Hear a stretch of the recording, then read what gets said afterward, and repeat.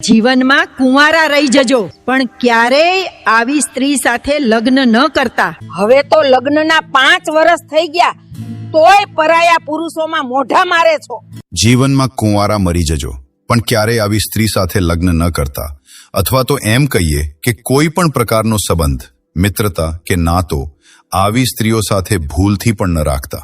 આજે તમે જીવનની એક એવી સાચી વાત જાણશો જેનાથી તમને તમારી આસપાસની સ્ત્રીઓ વિશે એવા રહસ્યો ખબર પડશે કે જેને સાંભળીને તમારી રૂંવાટી ઊભી થઈ જશે.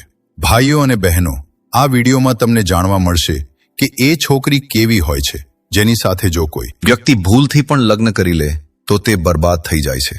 ભલે ગમે તેટલું ધન કમાય પણ હંમેશા ગરીબ જ રહે છે. આજના સમયમાં આ સમજવું બહુ કઠિન છે. ભગવાન વિષ્ણુ બોલ્યા, હે લક્ષ્મી, તમે સાચું કહી રહ્યા છો. હવે માં લક્ષ્મી બોલ્યા, આવા સમયે જે જીવનસાથી હોય છે, જે માણસની સાથે આખી જિંદગી રહે છે, તેના વિશે જાણવું ખૂબ જરૂરી છે. પછી ભગવાન વિષ્ણુ માં લક્ષ્મીને કહે છે, તમે સાચું કહી રહ્યા છો, નહીંતર કોઈ પણ માણસની જિંદગી એક પળમાં બરબાદ થઈ જાય છે. તે અમીરમાંથી ગરીબ બની જાય છે. માતા લક્ષ્મીએ કહ્યું, હે પ્રભુ, એવી કઈ વાત છે જે દરેક માણસને તેના વિવાહ પહેલા ખબર હોવી જોઈએ? ભગવાન વિષ્ણુ કહે છે, હું તમને આ વાતો એક વાર્તા દ્વારા જણાવું છું. તમે બસ વાર્તાને ધ્યાનથી પૂરી સાંભળજો, કારણ કે અડધું પડધું જ્ઞાન કોઈ કામનું હોતું નથી. તો ચાલો તમારો સમય વધારે બગાડ્યા વગર ધ્યાન આપીએ જીવનની એક સાચી વાર્તા તરફ. આ સિવાય હે માતા લક્ષ્મી, જે પણ ભક્ત આ વિડીયોને લાઈક કરે અને ચેનલને સબસ્ક્રાઇબ કરીને કોમેન્ટમાં જય માતા લક્ષ્મી લખે, તેના ઘરમાં ધનની ક્યારેય કમી ન રહે. તેમનું ઘર હંમેશા ધનથી ભરેલું રહે. પ્રાચીન કાળની વાત છે. એક ગામ જે નદીના કિનારે વસેલું હતું. એ ગામમાં એક ખૂબ જ દયાળુ રાજા રહેતા હતા અને તેમને 2 રાણીઓ હતી. રાજા પોતાની પત્નીઓને ખૂબ જ પ્રેમ કરતા હતા. એક દિવસ રાજાના રાજમહેલમાં એક દીકરાનો જન્મ થાય છે અને આ જ ખુશીમાં ગામના જે રાજા હતા તે પોતાના દરબારમાં નૃત્ય સંમેલનનું આયોજન કરે છે. આ નૃત્ય સંમેલનમાં આસપાસના ગામોમાંથી પણ કેટલીક છોકરીઓ ભાગ લે છે. સાંજનો સમય હતો અને નૃત્ય કળાનું આયોજન શરૂ થઈ ચૂક્યું હતું. ત્યારે જ રાજાની નજર અચાનક એક સુંદર સ્ત્રી પર પડે છે, જેનું નૃત્ય જોઈને રાજા તેના પર મોહિત થઈ જાય છે. ત્યારબાદ રાજા મંત્રીને કહીને પોતાના લગ્નનો પ્રસ્તાવ તે છોકરી સામે મુકાવે છે. તે છોકરી આ પ્રસ્તાવ સાંભળીને આશ્ચર્યમાં પડી જાય છે અને તે છોકરી મંત્રીને કહે છે, મને થોડો સમય આપો, હું વિચારીને કહીશ. પછી થોડા દિવસો પછી રાજા તે છોકરી સાથે લગ્ન કરી લે છે. પછી થોડા વર્ષો પછી નાની રાણીને 2 પુત્રો થાય છે. થોડા સમય પછી તેમના 3 દીકરાઓ મોટા થઈ ગયા. પણ દોસ્તો, બીજી રાણીને એક પણ પુત્ર નહોતો, કારણ કે તેના નસીબમાં કોઈ સંતાન પ્રાપ્તિ નહોતી. અને દોસ્તો, તમે જાણો છો કે રાજા મહારાજાઓને જંગલમાં શિકાર રમવાનો શોખ હતો. તો જે રાજાના 3 દીકરા હતા તેમાંથી સૌથી મોટો દીકરો એક દિવસ પોતાના ઘોડા પર સવાર થઈને જંગલમાં શિકાર કરવા ગયો. જંગલમાં શિકાર કરતા કરતા આખો દિવસ વીતી ગયો, પરંતુ તેના હાથે એક પણ હરણ ન આવ્યું. તે એક પણ હરણ ન મારી શક્યો. પણ ત્યારે જ અચાનક સામે એક ખૂબ જ ઘાટા જંગલમાંથી એક પાગલ માણસ નીકળીને આવ્યો. તેણે બહુ અજીબ ફાટેલા તૂટેલા કપડાં પહેર્યા હતા અને તેનું વર્તન પણ થોડું અજીબ હતું. સાથે જ તે ખાવાની શોધમાં આમ તેમ ભટકી રહ્યો હતો. તેના ખભા પર એક પોપટ બેઠો હતો. તે માણસ અને પોપટ વચ્ચે બહુ ગાઢ મિત્રતા હતી. દોસ્તો, પછી તે રાજકુમાર જે શિકાર કરવા આવ્યા હતા તે પેલા પાગલ વ્યક્તિ પાસે જાય છે અને પૂછે છે કે તમે કોણ છો? તમે અહીં જંગલમાં કેમ ભટકી રહ્યા છો? પણ દોસ્તો, તે પાગલ વ્યક્તિ કંઈ બોલતો નથી અને તેને બહુ જોરથી ભૂખ લાગી હોય છે, કારણ કે તે પાગલ વ્યક્તિ ખાવાની શોધમાં હતો. એટલામાં જ રાજકુમાર પોતાના થેલામાંથી થોડા લાડુ કાઢીને તે પાગલ વ્યક્તિને આપે છે. ભૂખ્યો વ્યક્તિ લાડુ જોતા જ ફટાફટ ખાવા લાગ્યો. એટલામાં જ રાજકુમાર તે પાગલ વ્યક્તિને પૂછે છે કે આખરે કોણ છો તમે અને આ ઘાટા જંગલોમાં એકલા કેમ ભટકી રહ્યા છો? તમારો પરિવાર ક્યાં છે? આ સાંભળતા જ તે પાગલ વ્યક્તિના હાથમાંથી લાડુ છૂટીને જમીન પર પડી જાય છે. તે પાગલ વ્યક્તિની આંખો ભરાઈ આવે છે. તે ધ્રુસકે રોવા લાગે છે. આ બધું જોઈને રાજકુમાર બહુ હેરાન થઈ જાય છે અને તે પાગલ વ્યક્તિને પૂછે છે કે તમે કેમ રોઈ રહ્યા છો? ત્યારે તે પાગલ વ્યક્તિના ખભા પર જે પોપટ બેઠો હતો તે કહે છે, મારા માલિક પોતાના દીકરાને કારણે આ હાલતમાં જંગલમાં ભટકી રહ્યા છે. પછી રાજકુમાર કહે છે કે એવું તો શું થયું એમની સાથે? ત્યારે પોપટ કહે છે, એમની પાસેના નગરમાં એક છોકરી છે જેના પિતા એક રાજકુમાર છે અને તેઓ પોતાની દીકરીના લગ્ન કરાવવા માંગે છે. પરંતુ તે છોકરી લગ્ન કરવા માટે તૈયાર તો છે, પણ તેની એક શરત છે. તે છોકરી એ માણસ સાથે લગ્ન કરવા માંગે છે જે તેના પ્રશ્નોનો જવાબ આપી શકે. તેથી જે કોઈ લગ્નની ઈચ્છા લઈને તેની પાસે જાય છે તે તેને એક સવાલ પૂછે છે અને જો કોઈ વ્યક્તિ તે સવાલનો જવાબ આપી દેશે તેની સાથે તે લગ્ન કરી લેશે અને જો સવાલનો જવાબ નથી આપી શકતા તો તેનું માથું કપાવી નાખે છે. આ ચક્કરમાં જ એમનો એક પુત્ર હતો જે તે સ્ત્રી દ્વારા માર્યો ગયો. મારા માલિક આ આઘાત સહન ન કરી શક્યા અને પોતાનું માનસિક સંતુલન ગુમાવી બેઠા. આ કારણે જ એમનું રાજ્ય પણ હવે તે સ્ત્રીના કબજામાં છે. આટલી વાત થતાં જ તે વ્યક્તિ ત્યાંથી જતો રહે છે અને આ બધી વાત સાંભળીને રાજકુમારના દિલ અને દિમાગમાં પેલી રાજકુમારીવાળી વાત બેસી જાય છે. પાછા શિકાર પરથી મહેલ તરફ ફરતી વખતે પણ આખા રસ્તે તે જ રાજકુમારીનો ખ્યાલ રાજકુમારના મગજમાં ચાલી રહ્યો હતો. રાજકુમાર જ્યારે પાછા ફરીને પોતાના ઘરે આવ્યો તો ઘરે આવીને રાત્રે સૂઈને આરામ તો કરી લીધો, પણ સવારમાં પણ તે જ રાજકુમારીના વિચારોમાં ડૂબેલો હતો.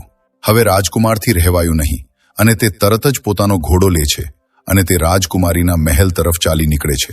ત્યારે જ રાજકુમારના માતા પિતા તેમને પૂછે છે કે બેટા ક્યાં જઈ રહ્યો છે? ત્યારે રાજકુમાર કહે છે કે આપણા બાજુના રાજ્યમાં એક રાજકુમારી રહે છે અને તે લગ્ન કરવા માંગે છે. પરંતુ તે રાજકુમારીનું કહેવું એમ છે કે તેનો કોઈ પ્રશ્ન છે કે જે કોઈ તેના પ્રશ્નનો જવાબ આપી દેશે તે તેની સાથે લગ્ન કરી લેશે અને જે નથી આપી શકતું તેનું માથું કાપી નાખે છે. અત્યાર સુધી તેના લીધે કેટલાય લોકો માર્યા ગયા છે અને કેટલાય રાજ્યોને તે સ્ત્રીએ પોતાના કબજામાં લઈ રાખ્યા છે. આ સાંભળીને રાજકુમારના માતા પિતાએ રાજકુમારને બહુ રોકવાની કોશિશ કરી, પણ રાજકુમાર તેમનું એક પણ ન સાંભળ્યું અને રાજકુમારીના મહેલ તરફ નીકળી જાય છે. મહેલ પર પહોંચતા જ રાજકુમારે લગ્નનો પ્રસ્તાવ મૂક્યો તો રાજકુમારી કહે છે કે હું તમારી સાથે લગ્ન કરવા તૈયાર છું, પણ તમારે મારા એક પ્રશ્નનો જવાબ આપવો પડશે તો જ હું તમારી સાથે લગ્ન કરી શકીશ અને જો તમે મારા પ્રશ્નોનો જવાબ નહીં આપી શકો તો તમારું માથું કાપી નાખવામાં આવશે. રાજકુમારે આ શરત સ્વીકારી લીધી અને બોલ્યા, રાજકુમારી પૂછો, તમારો શું પ્રશ્ન છે? હું તમારા પ્રશ્નોનો જવાબ આપવા માટે તૈયાર છું. પછી રાજકુમારી પોતાનો તે એક પ્રશ્ન પૂછે છે જે અત્યાર સુધી કેટલાય લોકોને પૂછતી આવી હતી અને જ્યારે રાજકુમારીએ પ્રશ્ન પૂછ્યો તો તે રાજકુમાર જોતો જ રહી ગયો. જ્યારે જવાબ ન મળ્યો તો રાજકુમારનું માથું કાપી નાખવામાં આવ્યું. દોસ્તો, એવો કયો પ્રશ્ન હતો જે રાજકુમારી પૂછતી હતી પણ કોઈ તેના પ્રશ્નોનો જવાબ નહોતું આપી શકતું? તેના વિશે તમને આગળ વિડીયોમાં જરૂર ખબર પડી જશે કે રાજકુમારી આવું કેમ કરતી હતી. કેમ દરેક તે વ્યક્તિ જે રાજકુમારી સાથે લગ્ન કરવા માંગતો હતો તેની પાસેથી તે જ એક સવાલ પૂછતી હતી. જ્યારે મોટા ભાઈ માર્યા ગયા ત્યારે મોટાથી નાના બીજા નંબરના રાજાએ વિચાર કર્યો કે તે રાજકુમારી પાસે જશે અને પોતાના ભાઈનો બદલો લેશે. પણ જેવી રાજકુમારી તેની સામે આવે છે તો તે રાજકુમાર તે રાજકુમારીને જોઈને તેના પર મોહિત થઈ જાય છે અને મનમાં વિચારે છે કે આ કેટલી સુંદર સ્ત્રી છે, કાશ હું તેની સાથે લગ્ન કરી શકું. ત્યારે રાજકુમારી રાજકુમારને કહે છે, શું વિચારી રહ્યા છો? ત્યારે રાજકુમાર કહે છે કે તમે કેટલા સુંદર છો, હું તમારી સાથે લગ્ન કરવા માંગુ છું. તો ફરી રાજકુમારી કહે છે, હું તમારી સાથે લગ્ન તો કરી લઈશ, પણ મારો એક પ્રશ્ન છે, પહેલા તમારે તે પ્રશ્નનો જવાબ આપવો પડશે. તો રાજકુમાર કહે છે કે ઠીક છે, તમે તમારો પ્રશ્ન પૂછો. પણ બીજા રાજકુમાર પણ તેના પ્રશ્નોનો જવાબ નથી આપી શકતા અને તેમનું પણ માથું કાપી નાખવામાં આવે છે. આવી રીતે તે લગ્નના ચક્કરમાં તે રાજાના 3 છોકરા હતા, તેમાંથી 2 છોકરાઓ માર્યા ગયા. હવે બચ્યો સૌથી નાનો, તે પણ પોતાનો ઘોડો લઈને રાજકુમારીના મહેલ તરફ ચાલી નીકળે છે. તેના માતા પિતાએ તેને રોકવાની બહુ કોશિશ કરી, પણ નાના ભાઈએ ના પાડતા કહ્યું, હું જઈ રહ્યો છું તે હત્યારી રાજકુમારી પાસેથી પોતાના ભાઈઓનો બદલો લેવા. કાં તો હું તે હત્યારી પાસેથી બદલો લઈને આવીશ, નહીંતર તમે એમ સમજી લેજો કે તમારો કોઈ દીકરો હતો જ નહીં. તેના માતા પિતાએ તેને બહુ રોકવાની કોશિશ કરી, પણ તે બદલો લેવાના ચક્કરમાં નીકળી જાય છે. રસ્તામાં જતા જતા તે છોકરાએ વિચાર કર્યો કે જેમ મારા ભાઈઓ ગયા હતા, જો તેમ હું ગયો તો હું પણ માર્યો જઈશ, પણ જઈશ તો ખરો જ. પણ કંઈક વિચાર્યા પછી તેણે શું કર્યું કે તે રાજકુમારીના મહેલથી થોડે દૂર એક બગીચો હતો, તેને પોતાના ઘોડાને ત્યાં જ છોડી દીધો અને તે બગીચાની અંદર જતો રહ્યો. રાજકુમારી ત્યાં તે શાંત વાતાવરણમાં આરામ કરવા માટે આવતી હતી. હવે તે બગીચામાં એક તળાવ હતું અને તે તળાવના કિનારે તે રાજકુમાર એક સામાન્ય માણસના વેશમાં ઊભો હતો. રાજકુમાર તળાવના કિનારે ઊભો હતો ત્યારે રાજકુમારી પોતાની કેટલીક સખીઓ સાથે બગીચામાં આવી. થોડા સમય પછી રાજકુમારીએ પોતાની એક સખીને કહ્યું કે અમને પાણી લાવીને આપો, અમને બહુ તરસ લાગી છે. હવે તે રાજકુમારીની વાત સાંભળીને તેની એક સખી હાથમાં વાસણ લઈને તે જ તળાવ પર જળ લેવા માટે ગઈ. જે તળાવ પર તે રાજકુમાર સામાન્ય માણસના રૂપમાં પહેલેથી જ ઊભો હતો. તેણે જોયું તો તેના રૂપને જોઈને તેના પર મોહિત થઈ ગઈ. તે રાજકુમારીની સખી પછી જળ લઈને આવી અને રાજકુમારીને પીવડાવ્યું. પછી તરત જ પાછી ફરીને તળાવ પાસે ગઈ અને તેણે જઈને તે રાજકુમાર એટલે કે તે સામાન્ય માણસને કહ્યું કે તમે કોણ છો, અહીં શું કરી રહ્યા છો? હું તમને જોતા જ તમારા રૂપ પર મોહિત થઈ ગઈ છું અને હું જલ્દી જ તમારી સાથે લગ્ન કરવા માંગુ છું. પછી રાજકુમાર કહે છે કે તે તો ઠીક છે, પણ તમે કોણ છો? પછી તે છોકરી કહે છે કે હું રાજકુમારીની સખી સાવિત્રી છું. આ સાંભળીને રાજકુમાર તે સાવિત્રી સાથે તેના ઘરે જાય છે. સાવિત્રીએ પોતાના આંગણામાં ખાટલો ઢાળીને તે રાજકુમારને બેસાડ્યા. ત્યારબાદ ભોજન કરાવ્યું અને પછી કહે છે કે તમે શું વિચારી રહ્યા છો? તમે વિશ્વાસ કરો, હું તમને ક્યારેય છેતરીશ નહીં, કારણ કે હું તમારા રૂપ પર મોહિત થઈ ગઈ છું. હું તમને પ્રેમ કરવા લાગી છું. જ્યારે આટલી વાત તે રાજકુમારે સાંભળી તો તે રાજકુમાર રડવા લાગે છે. રાજકુમારની આંખોમાંથી આંસુની ધારા વહેવા લાગી અને કહેવા લાગ્યો, હું એટલે જ તળાવમાં રખડી રહ્યો હતો, કારણ કે આ જે તમારી રાજકુમારી છે તે એટલી હત્યારી છે જેણે અત્યાર સુધી કેટલાય લોકોના માથા કપાવી નાખ્યા છે અને તેમાંથી જ અમારા 2 ભાઈઓ માર્યા ગયા છે. તો હું મારા ભાઈઓનો બદલો લેવા માંગુ છું. તેથી હું એ જાણવા માંગુ છું કે આ રાજકુમારી કયો સવાલ પૂછે છે. ત્યારે સાવિત્રી કહે છે, તે તો અમે તમને જણાવી દઈશું, પણ પહેલા તમે અમારી સાથે વાયદો કરો કે તમે મારી સાથે લગ્ન કરશો. તો દોસ્તો, સાવિત્રીએ એક બાજુ તો રાજકુમાર પાસેથી લગ્ન કરવાનો વાયદો કરાવી લીધો, તો બીજી બાજુ તેને એ બીક પણ લાગતી હતી કે જો અમે એમને ત્યાં જવા દઈશું તો ખબર નથી કે તે ત્યાંથી પાછા આવશે કે નહીં. તો પછી રાજકુમાર સાવિત્રીને કહે છે કે હું જરૂર તારી સાથે લગ્ન કરીશ, પણ રાજકુમારી પાસેથી મારા ભાઈઓનો બદલો લીધા પછી. જ્યારે રાજકુમારે સાવિત્રીને આટલું કહ્યું તો સાવિત્રીને રાજકુમાર પર વિશ્વાસ આવી ગયો. તો પછી સાવિત્રીએ રાજકુમારને રાજકુમારી વિશે જણાવવાનું શરૂ કર્યું અને સાવિત્રીએ કહ્યું કે તે દરેક માણસને ફક્ત એક જ પ્રશ્ન પૂછે છે કે ગુલ સરોવરની શું વાર્તા છે. ત્યારે રાજકુમાર સાવિત્રીને કહ્યું કે જો તને પ્રશ્ન ખબર છે તો તેનો જવાબ પણ ચોક્કસ ખબર જ હશે. તું અમને તેનો જવાબ સંભળાવી દે. પણ સાવિત્રી તરત જ હાથ જોડીને બોલી, હે મહારાજ, જો મને જવાબ વિશે ખબર હોત તો ભલે ગમે તે થાય, હું તમને તેના વિશે જરૂર જણાવત.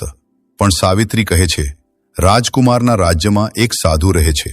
ફક્ત તેમને જ આ ગુલ સરોવરવાળી વાર્તા ખબર છે અને તેમણે જ રાજકુમારીને આ સલાહ આપી છે કે જો તારી સાથે કોઈ લગ્ન કરવા માંગે તો તું તેને ગુલ સરોવરની વાર્તા વિશે પૂછજે.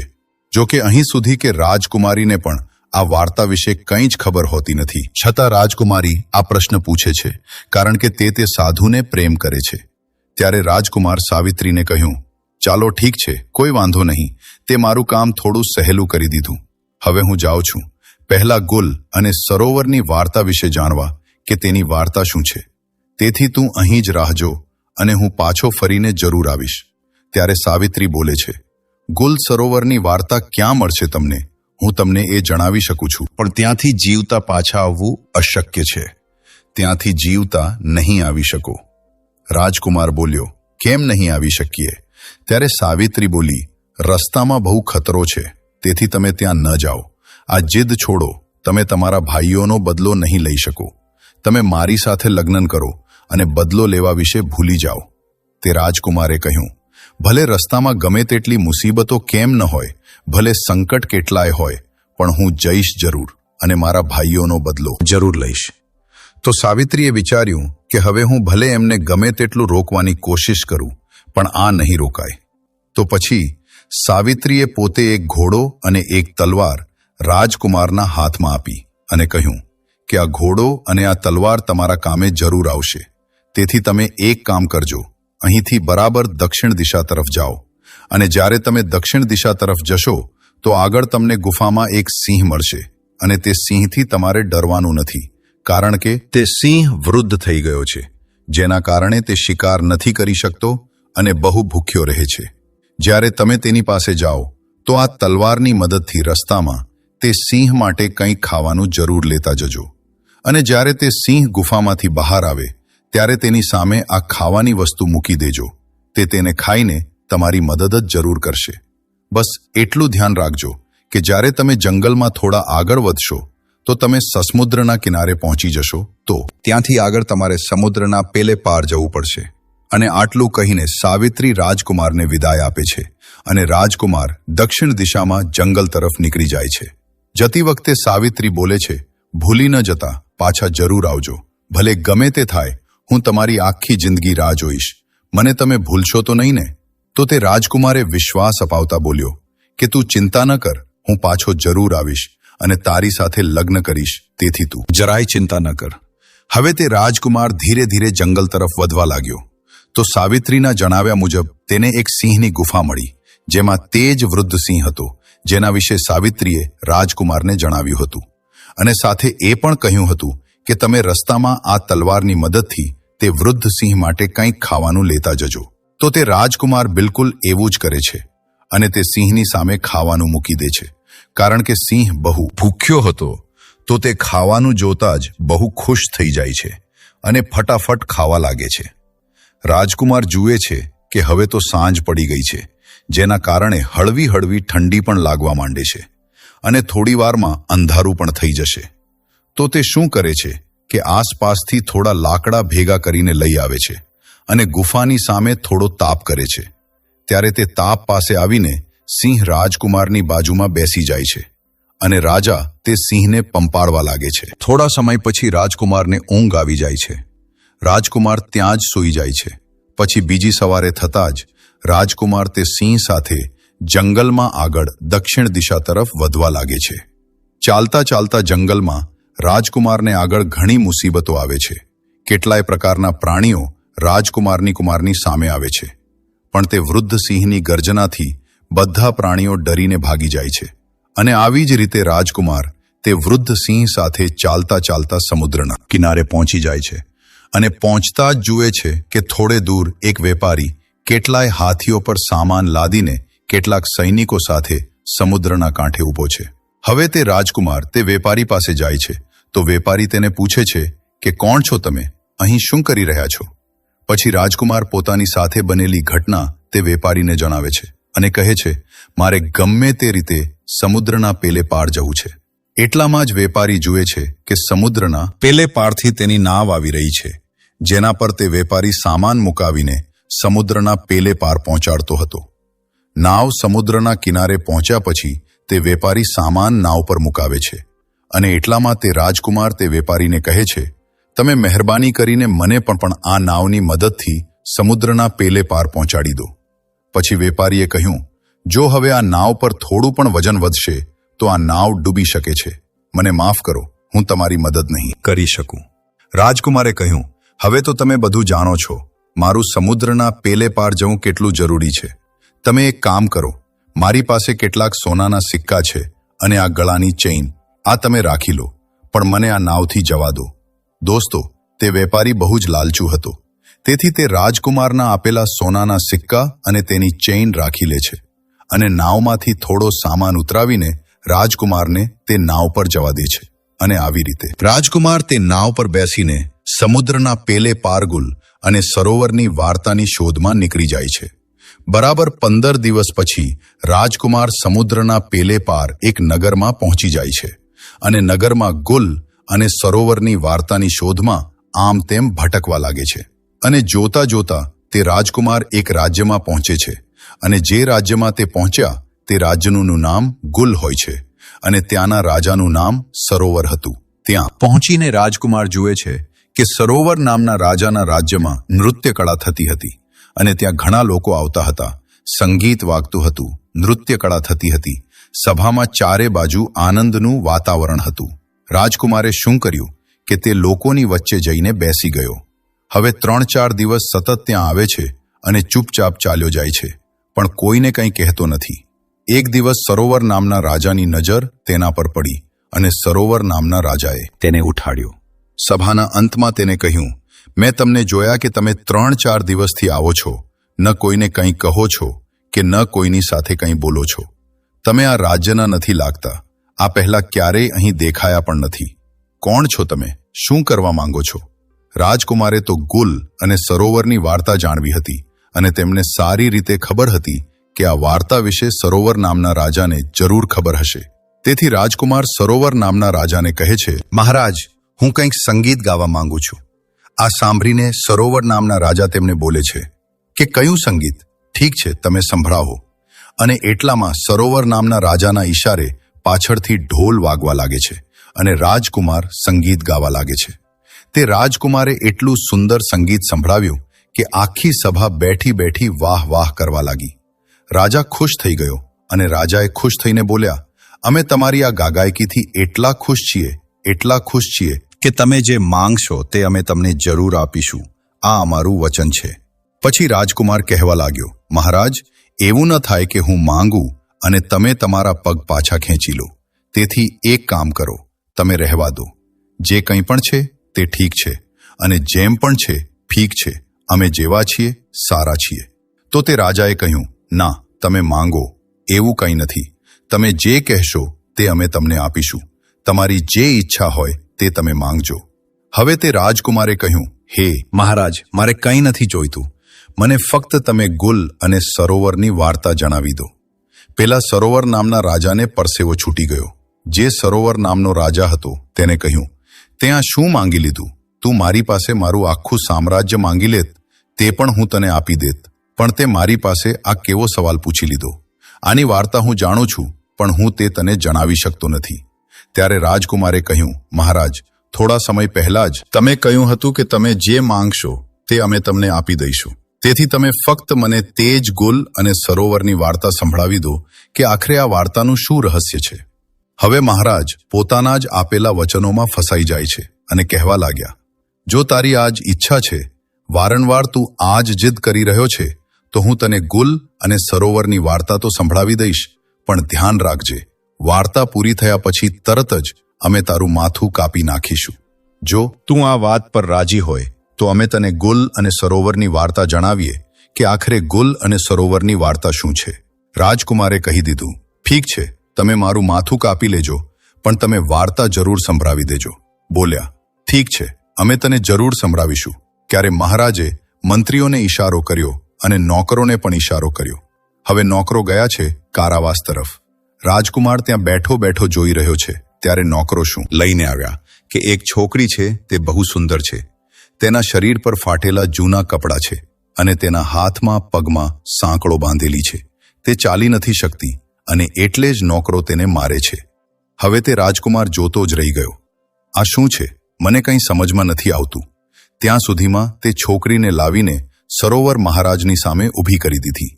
હવે રાજકુમારની સામે તે સરોવર નામના રાજાએ વાર્તા શરૂ કરી. તું સાંભળવા માંગતો હતો ને ગુલ? સરોવરની વાર્તા શું છે? તો સાંભળ. મારું જ નામ છે સરોવર રાજા. હું જ છું તે સરોવર અને ગુલ આ છોકરી છે જે તારી સામે હથકડી અને બેડીમાં જકડાયેલી છે.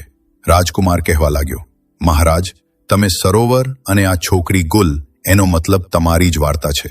મહારાજે બોલ્યા, હા, આ મારી જ વાર્તા છે. રાજકુમારે કહ્યું, તો તમારાથી સારી રીતે બીજું કોણ જણાવી શકે? મહારાજ બોલ્યા, સાંભળ, અમારી વાર્તા શું છે. હું લગ્ન પહેલા એકવાર જંગલમાં શિકાર કરવા માટે ગયો હતો, તો ત્યાં આ છોકરી પોતાની સખીઓ સાથે બગીચામાં બેઠેલી હતી.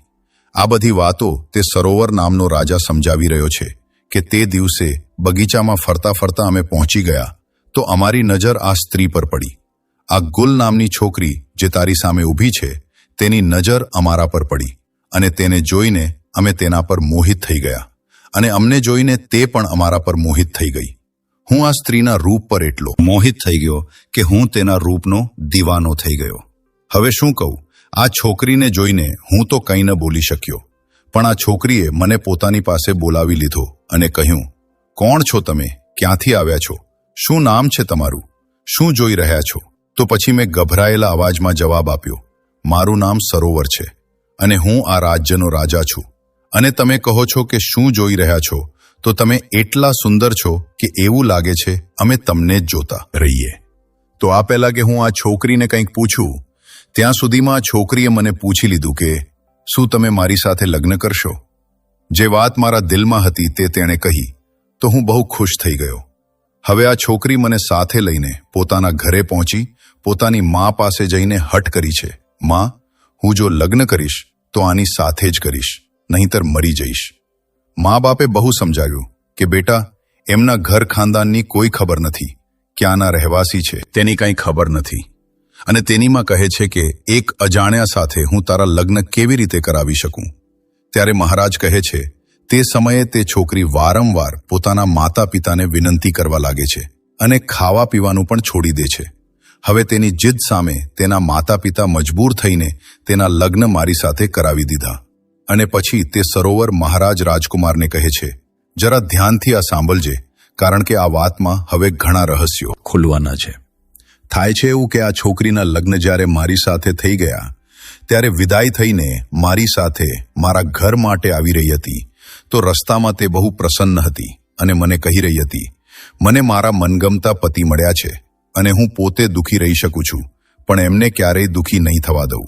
અને કહેતી હતી કે હું પોતે સંકટમાં રહી શકું છું, પણ એમના પર ક્યારેય આંચ નહીં આવવા દઉં અને મારા પતિ સાથે હંમેશા લગાવ રાખીશ. એમ જ કીને અમે અમારા ઘરે પહોંચી ગયા અને તેને અમારા ઘરે લઈ આવ્યા. અને હવે તો હું તેના પ્રેમમાં એટલા પાગલ થઈ ગયો કે બધું ભૂલવા લાગ્યો હતો. અમે અમારો રાજ્યનો દરબાર પણ સમય પહેલા બંધ કરીને ઘરે પહોંચી જતા હતા. એમ જ થોડા દિવસો સુધી ચાલતું રહ્યું અને થોડા દિવસો પછી જ્યારે ઘરે પાછા ફરીને આ સ્ત્રી પાસે આવતા હતા તો ખબર નથી કેમ અમને બહુ જોરથી ઊંઘ આવી જતી હતી અને એટલામાં જ તે રાજમહેલમાંથી જંગલ તરફ ચાલી નીકળે છે. તે સ્ત્રીના ત્યાંથી નીકળતા જ હું પણ ત્યાંથી નીકળી જાઉં છું, તેની પાછળ પાછળ જાઉં છું અને ત્યારે જ હું જોઉં છું કે તે સ્ત્રી એક સાધુની સાથે બેસીને હસી હસીને વાતો કરી રહી છે. આટલું બધું જોતા જ હું વિચારવા લાગ્યો કે ખબર નથી આ તેનું રોજનું કામ હતું કે ફક્ત આજનું કામ છે. ત્યારબાદ હું ચૂપચાપ ત્યાંથી પાછો રાજમહેલમાં આવી જાઉં છું. પછી રાજકુમાર તેમને કહેવા લાગ્યો કે આગળ શું થયું? તો મહારાજે રાજકુમારને કહ્યું, તે દિવસે મારો આખો દિવસ તેના જ વિશે વિચારતા વિચારતા નીકળી ગયો અને બીજો દિવસ પણ સાંજ થવા આવી અને આ તો હંમેશા એવું જ વિચારતી રહેતી હતી કે ક્યારે સાંજ પડશે. તો પછી તેને ખાવાનું બનાવ્યું અને મને આપ્યું, પણ તે દિવસે મેં જાણી જોઈને ખાવાનું ન ખાધું. મેં નિર્ણય કર્યો કે આજે ભલે ગમે તે થાય પણ ઊંઘીશું નહીં. પછી મોડી રાત સુધી તેની સાથે વાતો કરતા રહ્યા અને એટલામાં તે સ્ત્રીએ કહ્યું કે હવે બહુ વધારે રાત થઈ ગઈ છે, તમે સૂઈ જાઓ. ત્યારે મેં આંખો બંધ કરીને ઊંઘવાનું નાટક કર્યું અને ત્યારે આ સ્ત્રી તે જ સાધુ પાસે જતી રહે છે. પછી હું પણ તેની પાછળ પાછળ ગયો તો હું જોઉં છું કે તે સાધુ હાથમાં દંડો લઈને તે સ્ત્રી સાથે બહુ જ ગુસ્સામાં કહે છે કે આજે તને અહીં આવવામાં આટલો સમય કેમ લાગી ગયો? ક્યાં હતી આટલી વાર સુધી? પછી તે સ્ત્રી હાથ જોડીને સાધુ પાસે ક્ષમા માંગતા કહ્યું, મારા પતિ આજે મોડેથી ઊંઘ્યા હતા, તેથી મને આવવામાં આટલી વાર થઈ ગઈ. પછી સ્ત્રીએ સાધુને કહ્યું કે આગલી વખતે આવું ક્યારેય નહીં થાય, કારણ કે આગલી વખતે હું એના ખાવામાં ઝેર આપીને તેને હંમેશા માટે સુવડાવી દઈશ અને તારી પાસે આવી જઈશ. ત્યારે મેં તેના મુખેથી આ વાત સાંભળી તો મને બહુ જ પરસેવો થવા લાગ્યો અને હું ગભરાઈ ગયો. તે જ સમયે તે સાધુની નજર મારા પર પડી જાય છે અને સાધુએ તે સ્ત્રીને કહ્યું કે તે ઝાડની પાછળ છુપાઈને મને કોઈ જોઈ રહ્યું છે. તો પછી પેલી જે ગુલ નામની છોકરી હતી તેની નજર મારા પર પડી.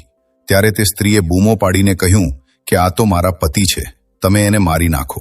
પછી શું હતું કે તે બે અને હું એકલો, તે બંનેએ મળીને મારા પર હુમલો કર્યો અને મને મારવાની કોશિશ કરી અને અમારી વચ્ચે યુદ્ધ ફાટી નીકળ્યું અને પછી હું યુદ્ધ કરતા કરતા નીચે પડી ગયો. તે સાધુએ મને જોરથી પકડી લીધો કે ત્યારે આ જે સ્ત્રી છે આ સ્ત્રી નથી પણ હત્યારી છે. ત્યારબાદ આ સ્ત્રીએ તલવાર લઈને મારી છાતી પર બેસી ગઈ અને ત્યારે પેલો જે સાધુ હતો તે ત્યાંથી ભાગી જાય છે. પછી મને કંઈ સમજમાં નહોતું આવતું કે હું શું કરું અને જેવી આ સ્ત્રી મને તલવારથી મારવાની જ હતી કે એટલામાં મહારાજ તે રાજકુમારને કહે છે કે આ જે કૂતરો તું સામે જોઈ રહ્યો છે તે વખતે આ કૂતરો આવે છે અને રાણી પર કાબુ મેળવીને મારો જીવ બચાવી લે છે. અને જે તે સાધુ હતો તે સમુદ્રના પેલે પાર મોહિની નામની રાજકુમારીના રાજ્યમાં જઈને છુપાઈ ગયો છે. રાજકુમારને મહારાજની આખી વાત સમજમાં આવી ગઈ અને મહારાજ કહે છે કે આ હતી આખી ગુલ અને સરોવરની વાર્તા. હવે મેં મારા વાયદા મુજબ પૂરી વાત તને સંભળાવી દીધી. હવે તું આ વાયદા મુજબ તારું માથું કપાવ. એટલામાં રાજકુમારે કહ્યું કે મહારાજ, તમે મારું માથું કાપી લેજો, પણ તે પહેલા મને એ જણાવી દો કે તે રાણીએ તે સાધુને પોતાના રાજ્યમાં કેમ છુપાવા દીધો, અત્યાર સુધી કેમ છુપાવીને રાખ્યો છે? અને જ્યારે રાજકુમારે આ કહ્યું તો હવે સરોવર મહારાજ જે છે તે પોતાના જ આપેલા વચનોમાં ફસાઈ ગયા અને આ સવાલનો જવાબ ન આપી શકવાને કારણે રાજકુમારને છોડી દીધો અને કહ્યું, હું તો તને છોડી દઉં છું, પણ આજ પછી મારા આ રાજ્યમાં ક્યારેય દેખાતો નહીં. રાજકુમાર આ બધું સાંભળીને તે મોહિની નામની રાજકુમારીના મહેલ તરફ ચાલી નીકળે છે. થોડા દિવસો પછી જ્યારે રાજકુમાર મોહિની નામની રાજકુમારીના મહેલમાં પહોંચે છે તો રાજકુમારીને કહે છે, મારે તમારી સાથે લગ્ન કરવા છે. પછી મોહિની કહે છે, તમારે પહેલા મારા એક પ્રશ્નનો જવાબ આપવો પડશે, તો જ હું તમારી સાથે લગ્ન કરીશ, અને જો તમે જવાબ નહીં આપી શકો તો તમારું માથું કાપી નાખવામાં આવશે. દોસ્તો, હવે રાજકુમારને તો પહેલેથી જ ખબર હતી કે રાજકુમારી શું પ્રશ્ન કરવાની છે, એટલે જ રાજકુમારે શરત સ્વીકારી લીધી અને કહ્યું, હા, પૂછો, શું પ્રશ્ન છે તમારો? હું તમારા પ્રશ્નોનો જવાબ આપવા માટે તૈયાર છું. પણ તમે કદાચ આ વાર્તા સાંભળ્યા પછી તમારા ક્રોધ પર કાબૂ નહીં રાખી શકો. હવે રાજકુમારી વિચારે છે કે આખરે એવું શું છે આ વાર્તામાં જેને સાંભળીને મને ગુસ્સો આવશે. રાજકુમારી આ વાત પર ધ્યાન આપ્યા વગર રાજકુમારને કહે છે કે તમે વાર્તા સંભળાવો, કારણ કે રાજકુમારી તે સાધુના પ્રેમમાં આંધળી હોય છે. હવે રાજકુમાર વાર્તા સંભળાવે છે અને જેવી વાર્તા પૂરી થાય છે તો રાજકુમારી કહેવા લાગી, એવું શું હતું આ વાર્તામાં જે મને ક્રોધ આવે? રાજકુમાર બોલ્યા, જે સાધુના પ્રેમમાં તમે આંધળા છો તે એ જ ગુલ સરોવરવાળો સાધુ છે જે ત્યાંથી ભાગીને સમુદ્રના આ પાર તમારી પાસે આવીને છુપાયેલો છે. હવે મોહિનીને વિશ્વાસ નથી આવતો અને તે તરત જ રાજમહેલમાંથી નીકળીને પોતાના રાજ્યમાં તે સાધુના ત્યાં પહોંચે છે અને તે મોહિની સાથે પાછળથી તે રાજકુમાર પણ જાય છે. અને મોહિની તે સાધુને પૂછે છે કે તમે કોણ છો? સાધુ ગભરાઈ જાય છે અને કંઈ બોલી શકતો નથી. એટલામાં રાજકુમારી સમજી જાય છે કે આ નક્કી તે જ માણસ છે. હવે રાજકુમારી તે સાધુને કહે છે, તારા ચક્કરમાં કેટલાય લોકોના માથા કપાવવામાં આવ્યા. તે જાતે જ બધા લોકોને જંગલમાં લઈ જઈને માથા કપાવ્યા છે. હવે તને પણ સજા મળશે. તારું પણ માથું રાજ્યના બધા લોકોની સામે કાપવામાં આવશે. એટલામાં સાધુ બોલે છે, રાજકુમારી, મને માફ કરી દો, મેં કોઈની જાન નથી લીધી. તે બધા લોકો હજુ પણ જીવતા છે. ત્યારે તે રાજકુમાર જે મોહિની સાથે આવ્યો હતો તે સાધુને પૂછે છે કે ક્યાં છે બધા લોકો? તું મને જલ્દી જણાવ. હવે તે સાધુ મોહિની અને રાજકુમારને એક એવી જગ્યા કહે છે. રાજકુમારને એક એવી જગ્યાએ લઈને જાય છે જ્યાં તેણે બધા લોકોને કેદ કરીને રાખ્યા હતા. રાજકુમાર બધા લોકોને ત્યાંથી આઝાદ કરાવે છે અને તેના બંને મોટા ભાઈઓ પણ મળી જાય છે અને રાજકુમારી તે સાધુને હંમેશા માટે તે જ કેદમાં બંધ કરી દે છે. ત્યારે રાજકુમાર તે મોહિની નામની રાજકુમારીને કહે છે, તમારો ખૂબ ખૂબ આભાર. આજે તમારા લીધે જ હું મારા ભાઈઓને મળી શક્યો, જ્યાં મને લાગતું હતું કે મારા બંને મોટા ભાઈઓ ક્યારનાય મરી ગયા હશે. અને આટલું બોલ્યા પછી રાજકુમાર મોહિની નામની રાજકુમારીને કહે છે, જીવનમાં ક્યારેય પણ કોઈ માણસે બીજા પર વિશ્વાસ ન કરવો જોઈએ જ્યાં સુધી તમને તે બીજા માણસ વિશે પૂરી જાણકારી ન હોય, કારણ કે મોટા ભાગના માણસની અંદર પોતાના માટે સ્વાર્થ છુપાયેલો હોય છે. રાજકુમાર કહે છે, જ્યારે કોઈ માણસ ક્યારેક કોઈ પરિસ્થિતિમાં ચતુરાઈ કે ચાલાકી બતાવે છે અથવા બીજાને બેવકૂફ માનતા કોઈ અભિનય, ઢોંગ કે પાખંડ કરે છે તો તેને ત્રિયા ચરિત્ર કહે છે. કે કેવી રીતે જ્યારે એક માણસને પોતાનો સ્વાર્થ દેખાવા લાગે છે તો તે પોતાના લોકોને પણ બેવકૂફ બનાવીને પોતાનો સ્વાર્થ પૂરો કરે છે અને તેની સાથે રહેતા લોકોને આના વિશે ખબર પણ નથી પડતી કે આ સ્ત્રી કે પુરુષ ત્રિયા ચરિત્રની રમત રમી રહ્યો છે. આજના સમયમાં દરેક બીજો માણસ ત્રિયા ચરિત્ર કરી રહ્યો છે જેની અંદર થોડો પણ સ્વાર્થ છે. તેથી દોસ્તો, જે તમારા દિલની નજીક છે તેના વિશે તમે પૂરી જાણકારી રાખો કે તેની અંદર પોતાને લઈને કોઈ સ્વાર્થ તો નથી છુપાયેલો ને. અને જો એવું હોય તો તમે તેમનાથી થોડા દૂર જ રહો, કારણ કે આવા સમયે તમને જિંદગીના દરેક ડગલે ધોકો જ મળશે. કારણ કે એક સ્વાર્થી માણસ પોતાના સ્વાર્થ માટે જિંદગીમાં કંઈ પણ કરી શકે છે. અને રાજકુમારી મોહિનીને આટલું કહ્યા પછી તે રાજકુમાર પોતાના ભાઈઓ સાથે મહેલ તરફ ચાલી નીકળે છે. દોસ્તો, વિડીયો પસંદ આવ્યો હોય તો લાઈક જરૂર કરજો, ચેનલને સબસ્ક્રાઇબ કરજો અને તમારા એવા દોસ્તો સાથે શેર જરૂર કરજો જેને ત્રિયા ચરિત્ર વિશે ખબર ન હોય. અને દોસ્તો, સાચી શ્રદ્ધાથી કોમેન્ટમાં જરૂર લખજો જય શ્રી રામ, જય હનુમાન. સાથે જ દેવોના દેવ હર હર મહાદેવ સદાય તમારા પર પોતાની કૃપા બનાવી રાખે. વિડીયોને છેલ્લે સુધી જોવા બદલ તમારો ખૂબ ખૂબ આભાર.